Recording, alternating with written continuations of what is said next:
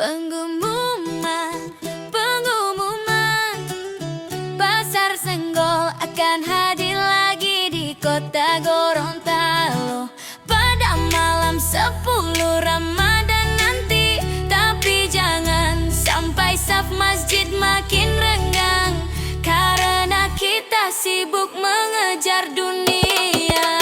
Oh, di Gorontalo tenda panjang sudah berdiri, Pasar Senggol kan kembali menggoda. Dari Jalan Imam Bonjol sampai Jalan Suprapto jadi tempat jualan. Tradisi lama tetap bertahan di tengah COD dan belanja online. Tapi jangan sampai kita tertawan, lupa sujud, lupa Tuhan. Datanglah, tapi setelah tarawih selesai, karena tarawih hanya datang setahun sekali. Banyak yang tahun lalu berdiri di saf ini, kini telah tidak ada, sekarang sudah di dalam tanah.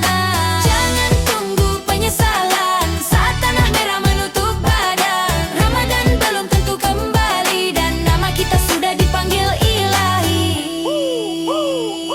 Baju dan celana baru tak ikut ke kubur, sandal mahal tak ikut menemani.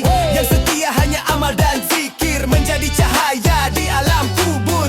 Dunia hanya persinggahan, pasar hanya tempat sementara.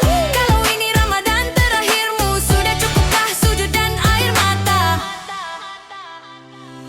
Ingat, hidup hanya sekali, datanglah setelah ibadah terpenuhi.